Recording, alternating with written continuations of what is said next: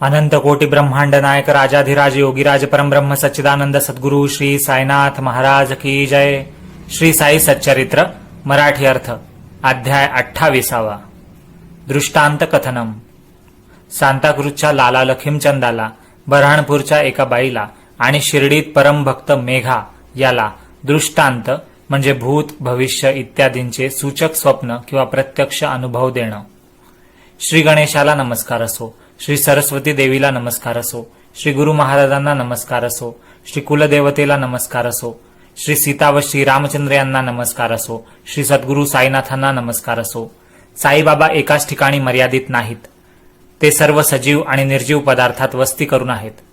ब्रह्मदेवापासून ते कीटक मुंगी माशीसारख्या अगदी लहान प्राण्यांपर्यंत सर्वांना सर्व ठिकाणी व्यापून आहेत। साईबाबा वेदवेदांतात पारंगत म्हणजे निपुण आहेत आणि परब्रह्म जाणल्याचे लक्षण दाखवतात।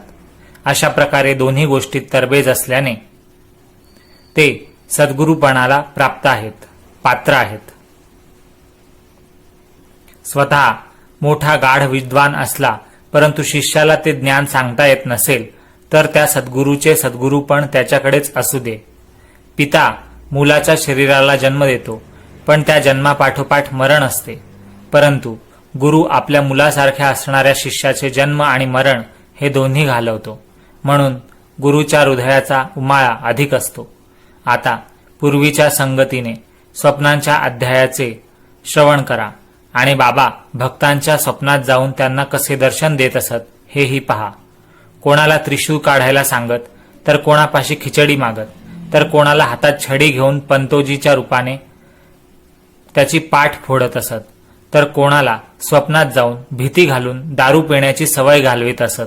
अशा प्रकारे भक्तांची अनेक संकटे टाळून त्यांना आपल्या चरणांची गोडी लावत असत। कशी कोणाची पाठ फोडली, वरवंट्याने छाती ठेचली ही गोष्ट मागे मी 13व्या अध्यायात सांगितली, ती श्रोत्यांनी आधीच ऐकली आहे। पुढील कथेची नवलाई काय सांगू। धन्य तो ऐकणारा व धन्य तो ती गाणारा किंवा सांगणारा। दोघेही आपापल्या ठिकाणी तल्लीन होतात आणि अक्षय्य म्हणजे कधीही कमी किंवा नाश न होणाऱ्या अशा अक्षय्य सुखाचा लाभ घेतात। खोट्या वाईट गोष्टी व निंदा वगैरे ऐकण्याच्या पापांचे क्षालन करणाऱ्या आणि सदा पुण्यकारक असणाऱ्या संतकथा पुन्हा पुन्हा स्पष्ट करून सांगूया। आता त्याच कथांचे वर्णन श्रोत्यांना मी सादर करतो, ते नीट लक्ष देऊन ऐका, म्हणजे त्यात तुम्हाला साईबाबांचे कृपाळूपण पदोपदी दिसून येईल। राली बंधू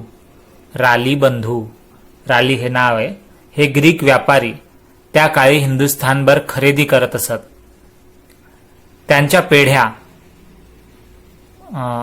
म्हणजे त्यांच्या ब्रांचेस शहरोशहरी होत्या आणि त्यातील एक मुंबई शहरी होती। तेथील अधिकाऱ्याच्या पदरी सध्या लखीमचंदांना नोकरी होती। ती नोकरी विश्वासू आणि आज्ञाधारक असून तेथे मुन्शीचे म्हणजे पत्रव्यवहार करणाऱ्या चिटणीसाचे क्लर्कचे काम करत होते। सुरुवातीला ते रेल्वे खात्यात होते, नंतर व्यंकटेश नावाच्या छापखान्यात कामाला होते। तेव्हा साईंचा समागम त्यांना कसा लाभला ते ऐका। माझा माणूस परदेशात असो की हजारो कोस दूर असो, मी त्याला चिमणीच्या पिल्लाप्रमाणे पायाला दोर बांधून माझ्याकडे ओढून आणीन, असे साईबाबा कितीतरी वेळा बोललेले बहुतेक लोकांनी ऐकलेले आहे आणि अनुभवलेही आहे। त्याच बाबांच्या लीलांचे वर्णन मी आता करतो। देशोदेशींच्या कित्येक चिमण्यांची अनेक पोरे शिर्डीत बाबांनी आणली।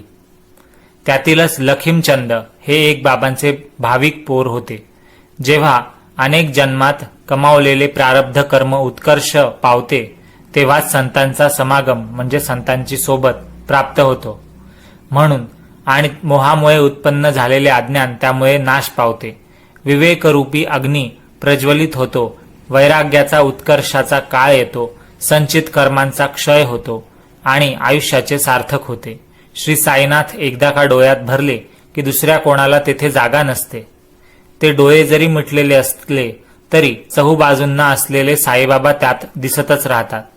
एकदा लाला लखीमचंदांनी आणि माझी, लखीमचंदांची आणि माझी म्हणजे लेखकाची हेमाडपंतांची भेट झाली असता त्यांनी ज्या स्वानुभवाच्या गोष्टी सांगितल्या त्या आणि प्रेमपूर्वक हृदयाच्या कप्प्यात साठवल्या त्या गोष्टी श्रोत्यांना सांगण्याच्या उत्कंठेमुळे मी आता कथन करतो म्हणजे सांगतो. लालाजींना साईबाबांचे धरणेच आले पहा. धरणे आले म्हणजे बोलावणे आले. तीही बाबांची अलौकिक लीला आहे. काना मनाला एक करून भाविक श्रोत्यांनी ती कथा ऐकावी. इसवी सन 1910 सालच्या नाताळातील दिवस होता म्हणजे ख्रिसमसचे दिवस होते. लालाजींना तेव्हा शिर्डीला जाण्याचा योग लाभला. तेव्हाच त्यांना साईबाबांचे प्रथम दर्शन झाले. परंतु हा योग येण्याची सूचक खूण 1-2 महिन्याआधीच घडून आली होती. कशी ते ऐका.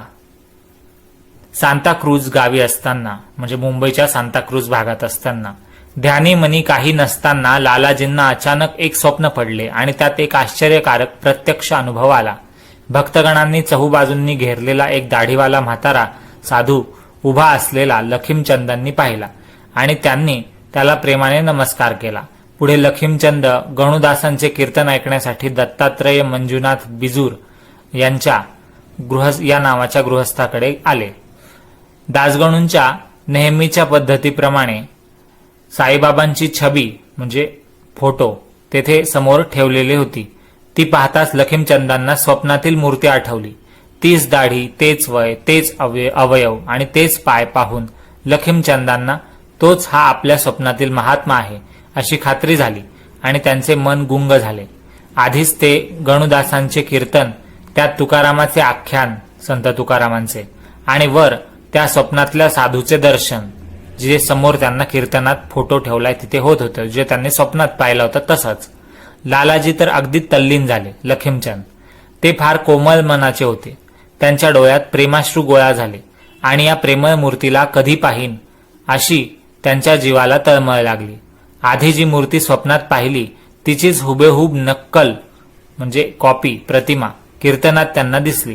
तिच्याकडेच त्यांचे लक्ष लागले आणि दुसरे काही मनात येईना. शिर्डीची सोबत देणारा कोणी मित्र भेटेल का? या संतांच्या चरणी प्रत्यक्ष मस्तक मी कधी ठेवेन? या साधूचे दर्शन मला कधी होईल आणि त्याचा प्रेमानंद मला भोगायला मिळेल का? अशी लखीमचंदांना सारखी हुरहुर लागून राहिली म्हणजे विचार यायला लागला, चिंता वाटायला लागली. आता वाट खर्चाची सोय लावली पाहिजे. आता पुढे काय करावे म्हणजे या साधूचे दर्शन लवकर होईल याचा उपाय शोधला पाहिजे असा ते विचार करत होते. देव सदा भावाचा भुकेला असतो. कसा चमत्कार झाला पहा. त्याच रात्री 8 वाजता लालाजींच्या मित्राने त्यांचा दरवाजा ठोठावला म्हणजे दार वाजवलं. दार उघडून पाहतात तो त्यांचा स्नेही म्हणजे मित्र शंकरराव आलेला. त्याने विचारले की शिर्डीला येता का? आधी केडगावी नारायण महाराजांच्या दर्शनाला जाण्याचे मनात होते, परंतु आता मनात आले की आधी शिर्डी येथे जावे असं त्यांचा मित्र म्हणाला. ज्याकरता खटपट करावी म्हणजे प्रयत्न करावे तेच जणू काय आपोआप चालून समोर यावे असे झाले. लखीमचंदांच्या मनात आले. आनंदाला सीमा राहिली नाही. त्यांनी चुलत भावाकडून 15 रुपयांची रक्कम उसने घेतली. तेव्हा 15 रुपये म्हणजे हजारोंमध्ये होते. तर असे त्यांनी खर्चासाठी घेतले. शंकररावांनीही तसेच केले आणि शिर्डीला जाण्याची सोय केली. बसण्या झोपण्यासाठी अंथरूण पांघरून घेतले आणि निघायची तयारी केली. वेळेवर जाऊन तिकिटे मिळवली आणि तिकीट काढलं आणि दोघांनी गाडी गाठली म्हणजे रेल्वे. शंकरराव मोठे भजनी होते. लखीमचंद प्रवासात जिज्ञासेने चौकशी करू लागले. शिर्डीकडील लोकही कोणीही लोक भेटले रस्त्यात गाडीत तर त्यांना नमस्कार करून लखीमचंद म्हणायचे की आम्हाला साईबाबांचा महिमा आणि खात्री पटण्यासाठी काही अनुभव सांगा. अहमदनगरच्या बाजूला साईबाबा अति प्रख्यात मोठे संत आहेत, त्यांचे काही अनुभव आम्हाला निश्चितपूर्वक सांगा असं लखीमचंद विनंती करायचे तिथल्या प्रवाशांना. तेथे डब्यात रेल्वेच्या डब्यात कंपार्टमेंटमध्ये 4 मुसलमान होते. त्यांचे राहण्याचे ठिकाण शिर्डीजवळ होते. त्यांच्याशी परस्पर गप्पा गोष्टी करून लखीमचंदांना समाधान वाटले. लखीमचंद मोठे भाविक होते. त्यांनी त्या मुसलमानांना साईबाबांची काही माहिती असल्यास आम्हाला सांगा असे मोठ्या प्रेमाने विनंती केली. तेव्हा त्या मुसलमान लोकांनी उत्तरात सांगितले की साईबाबा महान संत आहेत. शिर्डीत कित्येक वर्षे निवास करून आहेत आणि फार मोठे अवलिया आहेत. अवलिया म्हणजे एक प्रकारे संत किंवा जादूगार, किमयागार असे, म्हणजे अद्भुत महात्म्य आहेत. अशा प्रकारे बोलता बोलता आनंदाने प्रवास करत असता दोघे कोपरगावी पोहोचल्यावर शेठजींना म्हणजे लखीमचंदांना आठवण झाली की साईबाबांना पेरू आवडतात. कोपरगावी पेरू पिकतात आणि गोदावरीच्या काठी विकायला येतात, ते घेऊया म्हणजे बाबांना अर्पण करता येतील. परंतु गोदावरीच्या काठी पोहोचल्यावर म्हणजे गोदावरीच्या तटावर पोहोचल्यावर तेथील सुंदर देखावा पाहून मनाला इतका आनंद झाला की टांगा पलीकडच्या काठावर सुद्धा पोहोचला पाहता पाहता आणि लखीमचंद पेरू घ्यायची गोष्ट विसरून गेले. तेथून शिर्डी 4 गाव दूर आहे, म्हणजे मध्ये रस्त्यात कोपरगावापासून शिर्डीचं गाव येईपर्यंत 4 छोटे गावं लागत होते. टांगा भरधाव निघाला. आता लखीमचंदांना पेरूची आठवण झाली, परंतु तेथे तर पेरूंचा ठिकाणाच नव्हता, कारण त्यांचा टांगा पुढे पोहोचला होता. इतक्यात एक म्हातारी डोक्यावर मोठी टोपली घेऊन टांग्याच्या पाठीमागून धावताना दिसली. तिच्यासाठी लखीमचंदांनी टांगा थांबवला, तर पेरूच भेटण्यासाठी आले की. लखीमचंदांनी आनंदभरीत होऊन निवडून पेरू घेतले आणि टोपलीत शिल्लक राहिले ते म्हातारीने माझ्याकरता बाबांना अर्पण करा असं म्हणून त्या म्हातारीने लखीमचंदांना उरलेले पेरू सुद्धा देऊन टाकले. आधीच पेरूची आठवण, मग विस्मरण म्हणजे विसरणं, आणि नंतर म्हातारीची अचानक भेट आणि तिची ती साई भक्ती, हे सर्व पाहून दोघेही मनात आश्चर्य करू लागले. लालाजींच्या मनात संशय आला की सुरुवातीला एक म्हातारा स्वप्नात दिसला, तोच पुढे कीर्तनात आढळला, त्याचीच ही म्हातारी कोणी नसेल ना, असा संशय त्यांच्या मनात आला. मग टांगा पुढे हाकलला आणि बोलता बोलता ते दोघे शिर्डीला येऊन पोहोचले. दूरून मशिदीची निशाणे म्हणजे झेंडे दिसले आणि दोघांनी भक्तिभावाने त्यांना वंदन केले. मग लगेच पूजेचे साहित्य घेऊन ते मशिदीत गेले आणि साईबाबांचे दर्शन घेऊन मनात आनंदाने तृप्त झाले. अंगणाच्या दारातून सभामंडपात प्रवेश केल्यावर दुरून बाबांची मूर्ती पाहून त्यांचा कंठ दाटून आला. इच्छित मूर्तीचे दर्शन झाल्यामुळे लखीमचंद तल्लीन झाला. भूक तहान विसरून गेला आणि आत्म्याची जाणीव झाल्याने होणारा आनंदरूपी उत्साह प्राप्त झाला. हातात स्वच्छ पाणी घेऊन त्यांनी बाबांचे चरण कमळ धुतले आणि अर्घ्यपाद्यासह सर्व पूजा करून श्रीफळ अर्पण केले. श्रीफळ म्हणजे नारळ, धूप, दीप, तांबूल म्हणजे विड्याच्या पानाला लावतात तसा कथ्था वगैरे, असं म्हणजे एक प्रकारे विड्याचं पानच, आणि दक्षिणा वगैरे पूजाचे उपचार, पूजोपचार म्हणजे षोडशोपचार आपण म्हणतो, 16 प्रकारचे उपचार, त्यातले काही उपचार केले, ज्याच्यामध्ये धूप दीप दाखवला, नैवेद्य दिला, दक्षिणा दिली. असं मनातल्या मनात प्रदक्षिणा घातली साईंची आणि बाबांच्या गळ्यात फुलांचा हार घालून लखीमचंद पायांशी बसले. लखीमचंद प्रेमळ भक्त होता. त्याला गुरुकृपेचा आनंद मिळाला आणि भुंग्याप्रमाणे साई चरण रूपी कमळ पाहून तो तिथेच रमला. तेव्हा साईबाबा लखीमचंदाला म्हणाले की साले, रास्ते में भजन करते और दूसरे आदमी को पूछते, क्या दूसरे से पूछना? सब कुछ अपने आंखों से देखना, काय को दूसरे आदमी को पूछना? झूठा है क्या सच्चा सपना? कर लो अपना विचार आप, मारवाड़ी से लेकर उछती, क्या जरूर दर्शन की होती, हुई क्या अब मुराद पूर्ती. हे ऐकून लखीमचंदांना मनात नवल वाटले. वाटेत आपण चौकशी केली, लोकांना विचारलं प्रवासात की साईबाबांवर विश्वास बसेल अशा कथा सांगा. ती येथे बाबांना कसं काय कळली, याचेच मोठे आश्चर्य लखीमचंदांच्या मनात वाटले. आपणास घरी स्वप्न पडले, आगगाडीत आपण भजन केले, या घडलेल्या गोष्टी बाबांना कळल्या कशा? खरेच एवढे केवढे अंतर्ज्ञान. दर्शनाची उत्कंठा तर होतीच, पैशाची उणीव खरेच होती, म्हणून उसने घेऊन पुरवठा केला होता, हे सुद्धा यांना ठाऊक आहे पहा. कारण साईबाबा म्हणले ना, मारवाडी से लेकर उछिती क्या जरूर दर्शन की होती, म्हणजे दर्शनाची काय गरज होती मारवाड्याकडून पैसे घेण्याची, उसने उछिती म्हणजे उसने पैसे घेऊन येण्याची, शिर्डीला दर्शन करण्यासाठी उसने पैसे घेऊन येण्याची काय गरज होती असं साईंनी विचारलं. हे सुद्धा त्यांना कळलं कस काय, असं आश्चर्य वाटलं. लखीमचंदांना मोठे आश्चर्य वाटले आणि साईंच्या पवित्र चरणरूपी कमळावर आसक्त झालेल्या भोंग्यांना म्हणजे जमलेल्या सगळ्या भक्तांना आश्चर्य वाटले की खरोखर बाबांचे कौशल्य अतर्क्य आहे. ऋण काढून म्हणजे कर्ज काढून, लोन घेऊन सण करणे किंवा यात्रा प्रवास करणे म्हणजे कर्जबाजारीपण आहे आणि हे बाबांना आवडत नसे. हीच येथली मुख्य शिकवण आहे. असो, सर्व भक्तांबरोबर लखीमचंद आणि त्यांचे मित्र शंकरराव हे साठ्यांच्या वाड्यात गेले आणि दुपारची वेळ झाल्यावर मोठ्या आनंदाने जेवायला बसले. इतक्यात कोणा भक्ताने बाबांचा प्रसाद म्हणून थोडा सांजा आणून लखीमचंदांच्या पानात वाढला आणि तो खाऊन लखीमचंद संतुष्ट झाले. दुसऱ्या दिवशी जेवणाच्या वेळी लालाजींना सांजाची आठवण झाली, परंतु तो काही दुसऱ्या दिवशी जेवणात रोज नसल्याने तिथे नव्हता आणि लालाजींची इच्छा मनातच राहिली. मग तिसऱ्या दिवशी नवल झाले. लालाजींच्या न पुरलेल्या उत्कट इच्छेची म्हणजे सांजा मिळाला नव्हता त्यांना, त्या इच्छेची पूर्तता साई महाराजांनी कशी आणि कोणत्या उपायाने करून दिली पहा. त्या दिवशी दुपारी नेहमीप्रमाणे जोग गंध, अक्षता, फुले वगैरेसह घंटा निरंजन पंचारती घेऊन मशिदीत आले आणि बाबांना विचारू लागले की आज नैवेद्य कोणता आणू बरं. त्यावर महाराजांनी म्हणजे साई महाराजांनी आज्ञा केली की माझ्यासाठी ताटभर सांजा घेऊन ये आणि मग आरती पूजन कर. जोग पूजा साहित्य ठेवून लगेच परत गेले आणि सर्वांना पुरेल इतका सांजा घेऊन उशीर न लावता परत आले. पुढे दुपारची आरती झाली आणि भक्तांनी आधीच आणलेली नैवेद्याची ताटे वर मशिदीत येऊ लागली. तेव्हा बाबा आपल्या भक्तांना म्हणाले की आजचा दिवस छान आहे.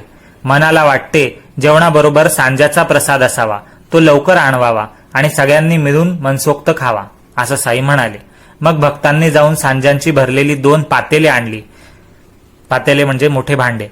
इकडे पोटात भूक आणि पाठीत कणकण आल्याने, कणकण म्हणजे कळ आल्याने, संधिवातामुळे जी कळ येते, पाठ दुखते ती, तर त्यामुळे लखीमचंदांचे मन अस्वस्थ झाले होते. पण त्याच वेळी बाबांच्या तोंडून काय शब्द बाहेर पडले ते श्रोत्यांनी लक्षपूर्वक ऐकावेत. साईबाबा म्हणतायत सगळ्यांना, भूक लगी है, अच्छा हुआ, कमर में दर्द, चाहिए दवा, अब सांजे की चली है हवा, करो सवार आरती, असं साईबाबा म्हणाले.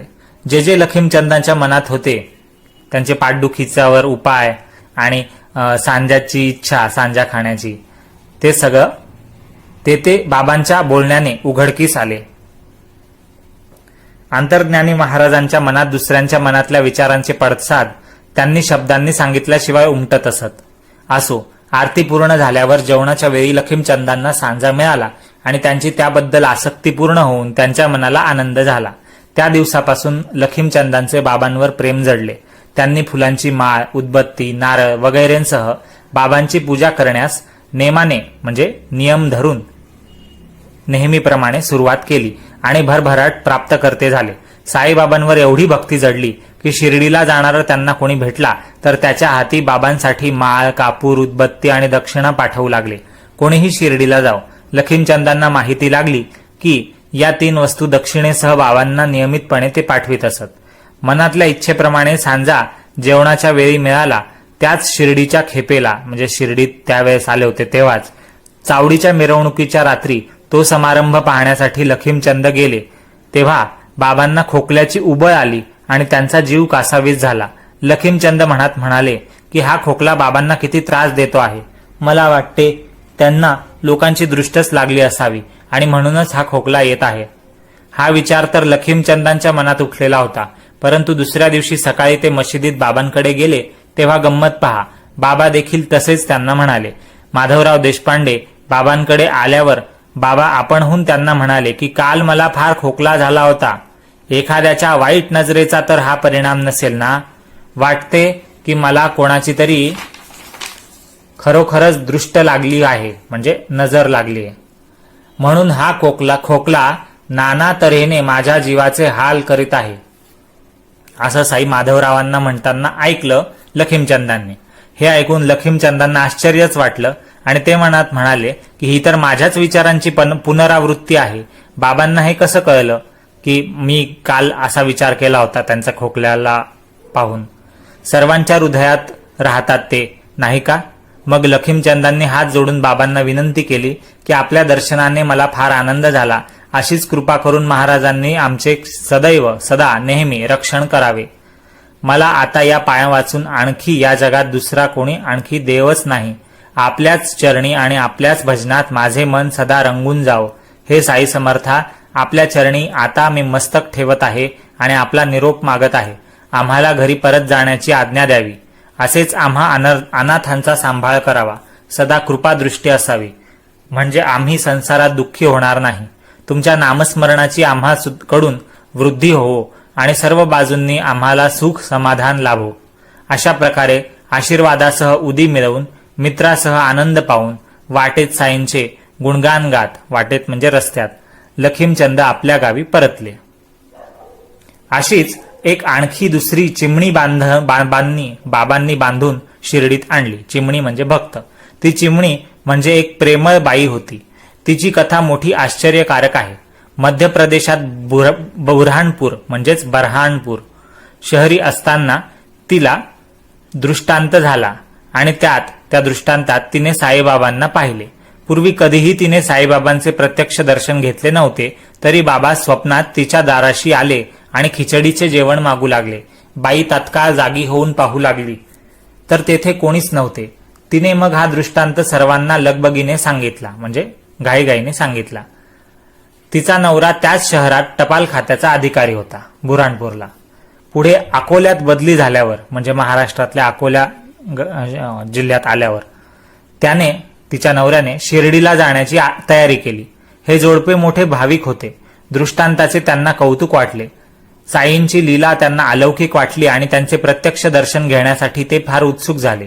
एक सोयीस्कर दिवस पाहून हे दोघं नवरा बायको शिर्डीकडे निघाले. वाटेत पवित्र गोदावरी नदीला नमस्कार करून ते शिर्डीत येऊन पोहोचले. प्रेमाने बाबांचे दर्शन घेतले, भक्तीने पूजा केली आणि नंतर दररोज बाबांच्या चरणांची सेवा करून सुखी झाले. असे ते जोडपे आनंदी मनाने शिर्डीत 2 महिने राहिले. बाबा देखील त्यांच्या भावभक्तीने आणि खिचडीच्या जेवणाने संतुष्ट झाले. खरे म्हणजे ते जोडपे बाबांना खिचडीचे जेवण देण्यासाठी शिर्डीत आले होते. परंतु 14 दिवस होऊन गेले तरी, म्हणजे जेव्हा ते आले होते त्यानंतर 14 दिवस झाले होते तरी खिचडीचा नैवेद्य देण्याचा तसाच राहून गेला. केलेल्या संकल्पाची, जे त्यांना तिला त्या बाईला दिसलं होतं तिच्या दृष्टांतामध्ये, जेव्हा साईबाबा तिला दाराशी येऊन खिचडी मागत होते तेव्हा, तर त्या केलेल्या संकल्पाची ही दिरंगाई म्हणजे उशीर त्या बाईच्या मनाला आवडले नाही आणि 15व्या दिवशी दुपारी खिचडी घेऊन ती मशिदीत आली. तेथे तिला समजले की पडदे सोडलेले आहेत, म्हणजे पडदे झाकलेले आहेत बाबांचे, आणि बाबा आपले सगळे भक्त बरोबर घेऊन आधीच जेवायला बसलेले आहेत. असे जेवण चाललेले असताना पडद्याच्या आत कोणी जात नसे. परंतु त्या बाईला घाई झाली होती आणि तिने खाली अंगणात ती स्वस्थ बसू शकली नाही.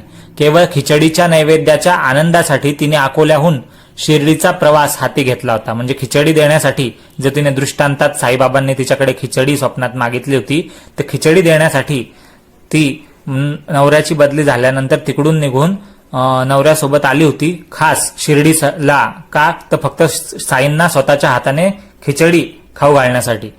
तर एवढा शिर्डीचा प्रवास तिने हाती घेतला होता. तेव्हा तिची ही अशी अपूर्व उत्कंठा गप्प कशी राहील, म्हणजे ती इच्छा शांततेला बसू देईल का? नाही. कोणाचेही काहीही न ऐकता आपल्याच हाताने ते झाकलेले पडदे बाजूला सारून कोणाचीही परवानगी न घेता तिने आत आपला प्रवेश करवून घेतला आणि आपली इच्छा पुरवून घेतली. म्हणजे तिने साईबाबांना खिचडी वाढली. तेव्हा बाबांनी मोठे नवल केले. खिचडीसाठी इतके भुकेले झाले की तीच आधी मागू लागले. साईबाबा त्या खिचडीचाच आधी मागायला लागले की मला अजून खिचडी दे. दोन्ही हातांनी ताटच धरले. खिचडी पाहून त्यांना अत्यंत आनंद झाला आणि त्यांनी घासावर घास उचलून आपल्या तोंडात टाकले. बाबांची ही आतुरता पाहून सगळ्यांच्या मनाला मोठे कौतुक आणि आश्चर्यही वाटले. परंतु नंतर खिचडीची सर्व कहाणी बाकीच्यांनी ऐकल्यावर साईबाबांची असामान्यता त्यांच्या लक्षात आली. आता येथून पुढची कथा ऐकल्यावर श्रोत्यांच्या मनात प्रेम दाटून येईल. एक गुजराती ब्राह्मण साईबाबांची सेवा करण्यासाठी अचानक शिर्डीत आला. सुरुवातीला त्याने रावबहादूर साठेंच्या पदरी चाकरी केली होती, म्हणजे नोकरी केली होती. ती चोख सेवा करत असताना त्याला साईबाबांचा आश्रय लाभला. ती हकीकतही फार गोड आहे. ज्याला भक्तिप्रेमाची आवड असेल त्याची हौस आणि मनाची इच्छा श्रीहरी कशी पुरवतो ते ऐका. त्या गुजराती ब्राह्मणाचे नाव मेघा असे होते. साई महाराजांबरोबर त्याचा पूर्वजन्मीचा स्नेहसंबंध असेल म्हणून तो शिर्डीच्या ठिकाणी येऊन पोहोचला असावा. असो, आता कथेकडे लक्ष देण्याची तयारी करा. साठे खेडा जिल्ह्याचे प्रांत अधिकारी असताना, खेडा हे गुजरातमधल्या जिल्ह्याचं अधिकारी असताना अचानक त्यांना तिथे मेघा भेटला आणि त्यांनी त्याला शिवमंदिराच्या नित्यपूजेसाठी नोकरीस ठेवून घेतले. पुढे हा साठे शिर्डीला आले आणि त्यांचे हे साठे जे आहेत ते पुढे शिर्डीला आले आणि त्यांचे भाग्य उदयाला आले. तेथे साई महाराजांचा सहवास लाभला आणि त्यांच्या चरणी साठ्यांचे मन जडले. शिर्डीत बाबांच्या दर्शनाला येणाऱ्या यात्रेकरूंचा रगडा पाहून म्हणजे गर्दी पाहून त्यांच्या मनाचा धडा म्हणजे निश्चय झाला की येथे आपला वाडा असावा, म्हणजे बिऱ्हाडाची कुटुंबाची राहण्याची सोय असावी असं साठ्यांना वाटलं. मग गावातले पुढारी गोळा केले आणि त्यासाठी जागा मिळवली. बाबा सुरुवातीला जेथे निंबाच्या झाडाखाली प्रकट झाले होते ते स्थान वाडा बांधण्यासाठी त्यांनी निश्चित केले. त्या पवित्र जागेच्या महिम्याचे वर्णन 4थ्या अध्यायात पूर्वीच आले आहे, तेव्हा ते पुन्हा सांगण्याची जरुरी नाही. आपण पुढचे वर्णन चालू करूया. असो, मेघा जो तिथे गुजराती ब्राह्मण होता साठेंकडे काम करणारा, तर मेघाचे पूर्वसंचित म्हणजे नशीब मोठे होते. राव बहादूर साठे त्याला भेटले आणि तेव्हाच त्यांच्या खास प्रयत्नाने तो परमार्थाच्या मार्गाला लागला. परिस्थितीला वश होऊन मेघा कर्मभ्रंश झाला होता, म्हणजे धर्मशास्त्राने सांगितलेले कर्म न करणारा झाला होता. साठ्यांनी त्याला गायत्री मंत्राचा उपदेश केला आणि चांगल्या मार्गात प्रवेश करवला. मेघा साठ्यांच्या चाकरीला लागला आणि एकमेकांचे प्रेम वाढले. मेघा साठ्यांना गुरुच मानू लागला आणि साठ्यांचाही त्याच्यावर लोभ जडला. असो, एकदा सहज गोष्ट करत असताना, आपल्या गुरुचा महिमा सांगत असताना साठ्यांच्या हृदयात प्रेम दाटून आले आणि ते मेघाला उत्सुकतेने म्हणाले. साठे म्हणाले मेघाला की बाबांना गंगेच्या पाण्याने स्नान घालावे अशी मला मनापासून इच्छा झाली आहे. याच मुख्य कारणासाठी मी तुला शिर्डीत पाठवत आहे. त्याशिवाय तुझी अनन्य चाकरी पाहून माझ्या जीवाला वाटते की या सद्गुरूशी तुझी संगत म्हणजे सोबत घडावी आणि साईंच्या चरणी तुझी भक्ती जडावी. जा जा, काया वाचा मनाने या सद्गुरूंच्या पायी लाग. तुझ्या देहाचे सार्थक होईल आणि जन्माचे परम कल्याणही होईल असं साठे म्हणाले मेघाला. मेघाने साईबाबांची जात विचारली, पण खरे पाहता साठ्यांना ती जात ठाऊक नव्हती. साठे म्हणाले की मशिदीत राहतात म्हणून त्यांना कोणीही अविंधही म्हणतात. अविंध म्हणजे कान न टोचलेले, म्हणजेच मुसलमानही म्हणतात. अविंध हा शब्द कानावर पडताच मेघाचे मन डळमळीत झाले, कारण तो ब्राह्मण होता आणि साई दुसऱ्या जातीचे असं त्याला वाटलं. त्याच्या मनात विचार चालले की यवनापेक्षा नीच आणखी कोण आणि त्याचे गुरुत्व ते कसले. नाही म्हणावे तर साठे रागावतील आणि होय म्हणावे तर आपली दुर्गती होईल निश्चित, म्हणजे नरकात जावं लागेल मेल्यावर. मेघाला काय करावं तेच कळेना आणि तो चिंतेत पडला. त्याला इकडे आड तिकडे विहीर झाले. मन अगदी अस्थिर आणि दोलायमान द्विधा अवस्थिती झाली, म्हणजे कन्फ्यूज झाला तो. परंतु साठ्यांचा फार आग्रह झाल्याने त्याने बाबांचे दर्शन घेण्याचा निश्चय केला. पुढे मेघा शिर्डीला आला आणि मशिदीच्या अंगणात येऊन पोहोचला. जसा तो पायरी चढू लागला, बाबांनी लीला करण्यास सुरुवात केली. उग्र स्वरूप धारण केले बाबांनी आणि दगड हातात घेऊन बाबा ओरडले की खबरदार, पायरीवर पाय ठेवलास तर ध्यानात ठेव, या जागेत मुसलमानाचे राहणे आहे. तू तर उच्च जातीचा ब्राह्मण आणि मी तर नीचाचा नीच यवन. माझा तुला विटाळ होईल, जा तू परत येथून असं साईबाबा रागवून म्हणाले. ते कातावलेपणाचे बाबांचे रूप पाहून म्हणजे जणू काय प्रलय काळातील रुद्राचे स्वरूपच होते. पाहणाऱ्याचा थरकापच होईल. मेघा तर चळचळ भीतीने कापू लागला, म्हणजे तो खूप भ्याला. परंतु बाबांचा राग हा वरवरचा राग असे, हृदयात तर त्यांच्या दयेचा पूर वाहत असे. मेघा आश्चर्याने थक्क झाला की बाबांना माझ्या मनातले कळले कसे. कोठे खेडा जिल्हा दूर आणि कोठे अहमदनगर लांब. माझे जे संशयाने भरलेले मन होते त्याचे प्रकट करणे म्हणजे बाबांचा हा क्रोध आहे. बाबा जो मारायला धावत होते तो मेघाचे धैर्य खचत होते. त्याचे एक एक पाऊल मागे पडू लागले आणि पुढे जाण्याचा धीर त्याला होईना. नंतर असाच काही दिवस तो शिर्डीत राहिला. बाबांचा राग रंग पाहिला आणि शक्य ती सेवा तो करत राहिला. परंतु दृढ विश्वास पटला नाही. पुढे मग तो घरी परत गेला. तेथे तापाने पीडित होऊन अंथरुणाला खिळला त्याच्या घरी गेल्यावर गावाला, आणि बाबांचा ध्यास लागल्याने तो शिर्डीला परत आला. असा मेघा जो शिर्डीला परत आला तो तेथेच रमला आणि त्याचा साईबाबांच्या पायी भाव जडला. भक्ती वाढली. साईंचा तो अनन्य भक्त झाला. साईच त्याचा एक देव झाला. मेघा आधीच शंकराचा भक्त होता. साईंच्या पदी अनुरक्त झाल्यावर साईंनाच तो शंकर मानू लागला. साईबाबाच त्याने त्याचे उमानाथ झाले. उमानाथ म्हणजे उमेचा म्हणजेच पार्वतीचा पती म्हणजे शंकर झाले साई त्याच्यासाठी. मेघा रात्रंदिवस साई शंकर साई शंकर साई शंकर या नावाचा मोठ्याने जप करत असे. त्याची अंतःकरण प्रवृत्ती देखील साई शंकर स्वरूपात संपूर्णपणे एकरूप झालेली आणि चित्त अगदी निर्मळ पापरहित असे झालेले. मेघा साईंचा अनन्य भक्त झालेला होता. साईबाबा म्हणजे प्रत्यक्ष शंकर भगवानच आहेत अशी त्याची भावना झाली होती. तो सदा शंकर शंकर असे तोंडाने म्हणत असे आणि दुसरे कोणतेही दैवत मानत नसे. साईंची पूजा हीच त्याची देवदेवतांची पूजा होती. साईच त्याचे गिरिजा रमण होते. गिरिजा रमण म्हणजे गिरिजेचा रमण म्हणजेच गिरिजेचा नवरा. गिरिजा म्हणजे पर्वताची कन्या म्हणजे पार्वती म्हणजेच पार्वतीचा नवरा म्हणजेच गिरिजापती गिरिजारमण शंकर. याच विचाराचा रोख म्हणजे निर्धार मनात पक्का धरून मेघा सदा प्रसन्न चित्त होता. शंकराला बेलाच्या पानांची फार आवड असते. शिर्डीत बेलाचे झाड नव्हते म्हणून मेघा ती पाने आणण्यासाठी कोस दीड कोस दूर चालत जाऊन आपला छंद आवड पुरवत असे. दीड कोस म्हणजे 2 ते 3 मैल अंतर किंवा 3 ते 4 किलोमीटर जात असे फक्त बेलाचे पानं घ्यायला रोज. 1.5 कोसाची काय परवा, बेलासाठी डोंगर सुद्धा मेघा पार करून गेला असता बिल्वपत्रांसाठी बेलाची पानं. परंतु त्याने पूजेचे कौतुक पुरे केले असते आणि मनाची हौस पुरवली असती. लांब लांबून बेल आणावा, पूजेचे सगळे साहित्य मिळवावे आणि सर्व ग्रामदेवतांना ठराविक क्रमाने विधीपूर्वक ते वाहावे म्हणजे सगळ्या गावातल्या देवतांना पूजा करून बेल वाहावे आणि मग त्याच पावलांनी सगळे मंदिरं करून झाल्यानंतर गावातले मशिदीत जावे, प्रेमपूर्वक बाबांच्या गादीला नमस्कार करावा आणि बाबांचे पाय चेपणे पाय धुणे वगैरे आटोपून त्यांच्या चरणांचे तीर्थप्राशन करावे असा त्याचा नित्यक्रम होता. मेघाच्या आणखी कथा ऐकून श्रोत्यांच्या मनाला आश्चर्य वाटेल, आनंद होईल आणि साईबाबांचा ग्रामदेवतांबद्दल आदर आणि साईबाबांची व्यापकता म्हणजे सगळीकडे उपस्थित असणं त्यांच्या लक्षात येईल.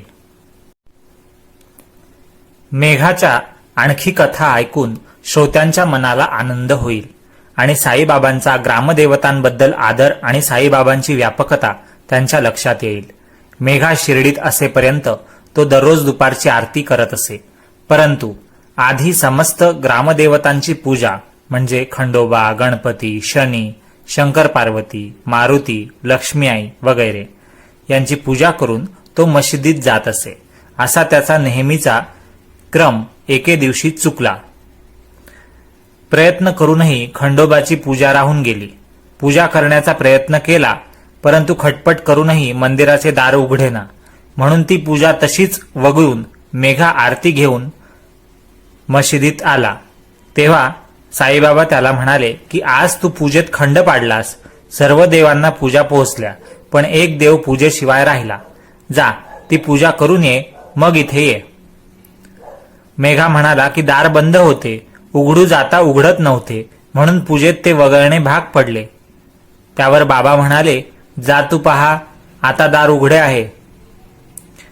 मेघा लगेच एकही क्षण वाया न घालवता गेला आणि खरोखरच बाबांच्या शब्दांचा त्याला अनुभव आला. मेघाने मग खंडोबाची पूजा केली आणि त्याच्याही मनाची अस्वस्थता गेली. पुढे नंतर बाबांनी मेघाला आपली पूजा करू दिली. मेघा गंध पुष्प वगैरे 8 उपचारांनी अत्यंत आदराने बाबांची पूजा करत असे आणि यथाशक्ती दक्षिणा, हार, फळे अर्पण करत असे. एकदा मकर संक्रांतीच्या दिवशी गोदावरी नदीचे पाणी आणून बाबांना तेल, उटी व चंदन चोपडून स्नान घालावे असे मेघाच्या मनात आले. आज्ञा मागण्यासाठी सारखा तगादा लावल्यावर म्हणजे विनंत्या केल्यावर मनास वाटेल तसे कर असे बाबांनी म्हटल्याबरोबर मेघा घागर घेऊन पाण्यासाठी निघाला. सूर्योदय होण्या अगोदरच मेघा हातात रिकामे भांडे घेऊन ऊन निवारण करण्याचे साधन म्हणजे छत्री घेतल्याशिवाय पायात चप्पल वगैरे न घालता पाणी आणण्यासाठी गोदावरी नदीकडे निघाला.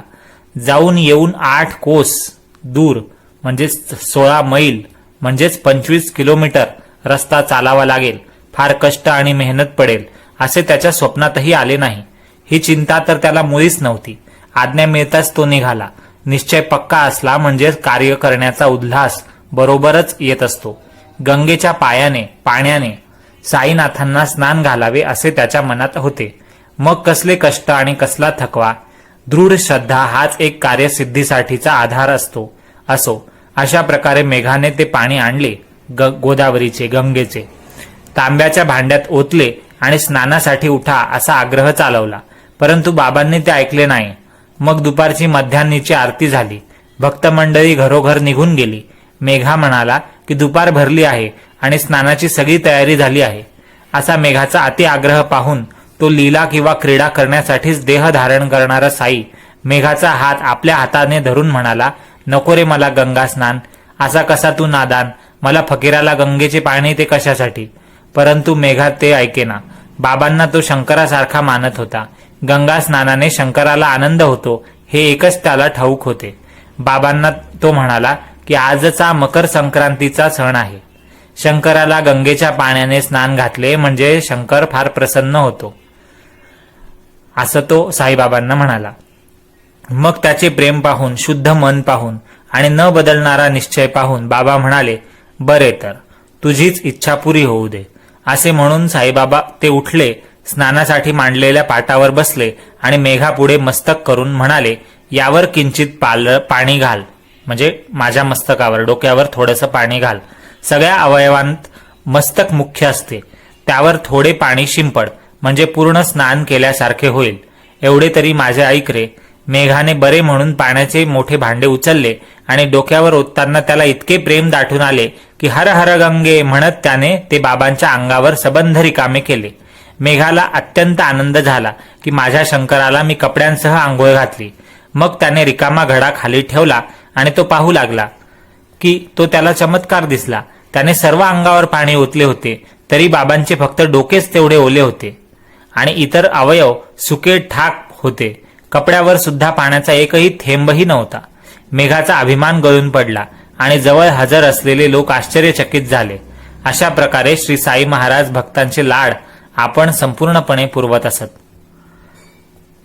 तुझ्या मनी स्नान घालायचे तर तुझ्या इच्छेप्रमाणे घाल, परंतु त्यात देखील माझे गुप्त रहस्य, अंतरीची खूण तुला सहज कळून येईल हे लक्षात ठेव. हे साई भक्तीचे सार तत्व आहे. सुदैवाने मात्र त्या भक्तीचा संबंध जडला पाहिजे.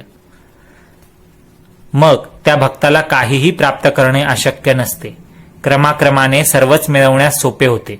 बसता उठता, गोष्टी करता, सकाळी दुपारी फेरफटका मारताना भक्ताने जर श्रद्धा व सबुरी मनात धरली तर साई त्याचे इच्छित मनोरथ पुरवित असे.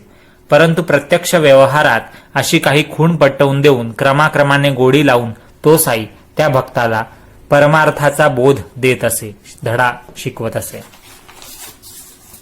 अशीच मेघाची आणखी एक कथा ऐकून श्रोत्यांना सुख होईल, आनंद होईल आणि त्यातील साईंचे भक्तांबद्दलचे प्रेम पाहून त्यांच्या म्हणजे आपल्या मनाला आनंद वाटेल.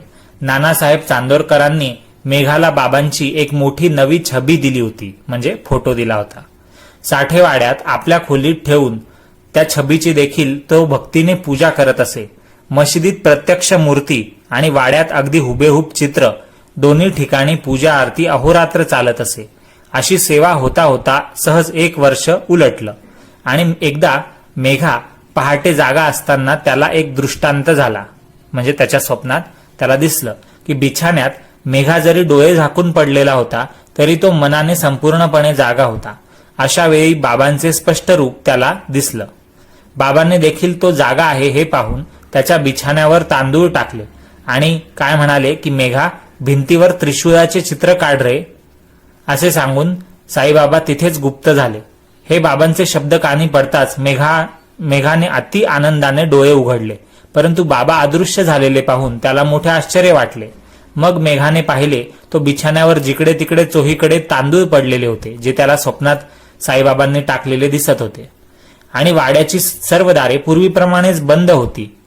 म्हणजे साईबाबा आलेच नाहीत इथे, म्हणजे प्रत्यक्ष दरवाजा उघडून आले नाहीत बा, असं त्याला वाटलं. मेघाला मोठे कोडे पडले, म्हणजे प्रश्न पडला. लगेच तो मशिदीत गेला आणि बाबांचे दर्शन घेत असताना त्यांना त्रिशूळाची गोष्ट सांगितली आणि तो भिंतीवर काढण्याची आज्ञा मागितली. मेघाने सगळा दृष्टांत वर्णन केला तर बाबा म्हणाले, दृष्टांत कसला? माझा शब्द नाही का ऐकला? काढ तो त्रिशूळ भिंतीवर. दृष्टांत म्हणून माझे बोल खरे का खोटे पाहू जाता काय?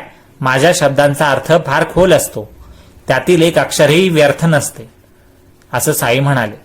मेघा म्हणाला की आपण मला जागे केले असेच आधी मला वाटले, परंतु एकही दार उघडे नव्हते, म्हणून माझा तसा समज झाला.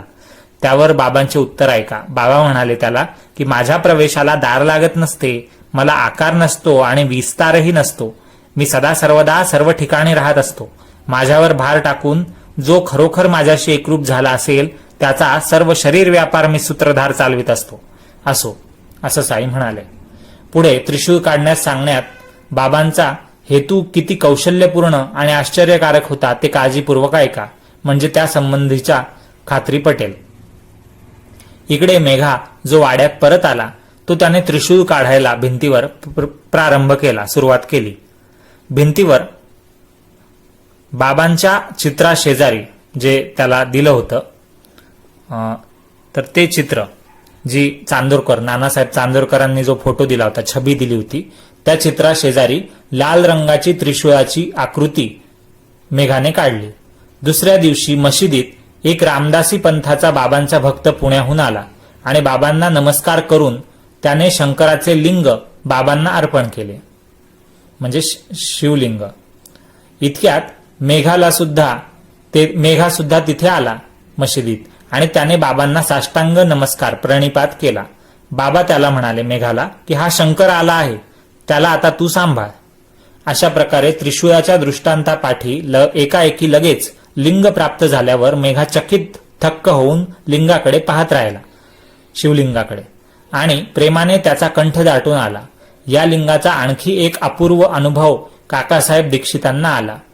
तोही श्रोत्यांनी आदरपूर्वक ऐकावा, म्हणजे साईंच्या चरणी त्यांची श्रद्धा जडेल. इकडे लिंग घेऊन मेघा जो मशिदीतून निघाला तो वाड्यात काकासाहेब दीक्षित स्नान आटोपून नामस्मरण करण्यात निमग्न होते. धुतलेल्या वस्त्राने अंग पुसून दगडावर उभे राहून रुमाल म्हणजे टॉवेल डोक्यावर घेऊन साईबाबांचे ते स्मरण करत होते. नेहमीच्या नियमाप्रमाणे डोक्याचा भाग झाकून नामस्मरण करत असताना समोर आनंदित आणि समाधानयुक्त चेहऱ्याचा मेघा उभा राहिलेला त्यांना दिसला. काकासाहेबांना मेघा म्हणाला, पहा काका, बाबांनी मला शिवलिंग दिले आहे ते पहा. काकासाहेबांना त्या लिंगाचे वैशिष्ट्य पाहून आश्चर्यासकट आनंद वाटला. एका क्षणापूर्वी ज्याचा घाट, आकार आणि खूण ध्यानात आली होती, काकासाहेबांच्या मनात जो शिवलिंगाचा आकार आणि रूप आलं होतं मनात, तेच शिवलिंग मेघाच्या हातात लगेच पाहून पुढच्या क्षणाला काकासाहेब दीक्षितांचे मन लगेच सुखावले. असो, अशा प्रकारे त्रिशूळाचा आकार भिंतीवर काढवून आपल्या चित्राशेजारी शिवलिंगाची स्थापना बाबांनी करवून घेतली. मेघाला शंकराच्या पूजेची आवड होती. त्याला शंकराचे लिंग देऊन त्याची शिवभक्ती बाबांनी पक्की केली. खरोखर साईंचे कौशल्य अद्भुत आहे. अशी काय बाबांची एक कथा सांगायची? कितीतरी अगणित कथा सांगता येतील, परंतु ग्रंथ लांबेल, म्हणून श्रोत्यांनी क्षमा करावी. तरी पण तुम्ही त्या कथा ऐकायला उत्सुक आहात, म्हणून आणखी एक कथा कथन करीन. पुढील अध्यायात साईबाबांचे कौतुक याहून अलौकिक असेल. 29व्या अध्यायात पुढच्या. हेमाडपंत लेखक साईबाबांना शरण येऊन त्यांचे चरित्र श्रोत्यांना ऐकवत आहे.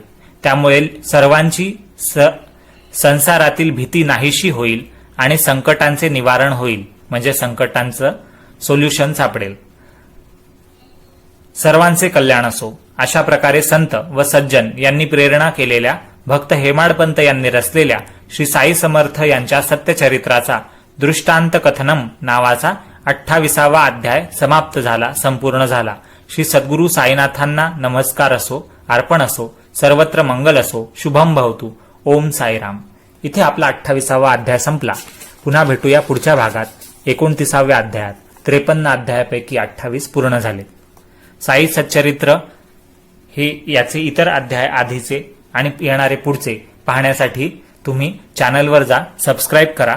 लाल बटन आहे व्हिडिओ खाली, त्याला क्लिक करा आणि तिथल्या बेल आयकॉनला म्हणजेच घंटीच्या चिन्हाला क्लिक करून ऑल नोटिफिकेशन्स या ऑप्शनला निवडा. म्हणजे जेव्हाही पुढील व्हिडिओ येतील, मग ते साई सच्चरित्र पोथीचे असोत अथवा इतर आरत्या स्तोत्रांचे अर्थ सांगणारे किंवा इतर ग्रंथांच्या अर्थांचे असोत, कोणतेही व्हिडिओ आलेत तर त्याची पूर्वसूचना तुम्हाला लगेच त्याच दिवशी त्याच वेळी तुम्हाला तुमच्या मोबाईलवर किंवा कॉम्प्युटरवर मिळेल. तुम्हाला हा व्हिडिओ कसा वाटला हे नक्की कळवा. खाली अभिप्राय देण्यासाठी नका विसरू तुम्ही. आणि तुमचं मत कमेंट सेक्शनमध्ये लिहितानाच काही माझ्याकडून सांगताना त्रुटी झाली असेल, कमतरता राहिली असेल तर ती तुम्ही दुरुस्त करून नक्की सांगा. तुम्हाला हा व्हिडिओ जर आवडला असेल आणि यासारखे इतर व्हिडिओही आवडत असेल तर नक्की चॅनललाही सबस्क्राईब करा आणि या व्हिडिओच्या लाईक बटनवर क्लिक करा आणि हा व्हिडिओ तुमच्या आप्तेष्ट मित्रपरिवारांना शेअर करा, जेणेकरून आपला परिवार वाढेल आणि आपण जास्तीत जास्त लोकांपर्यंत हा कंटेंट असे अर्थपूर्ण व्हिडिओ सादर करू, पोचवू. धन्यवाद गुड रीडिंग चॅनलला वेळ दिल्याबद्दल.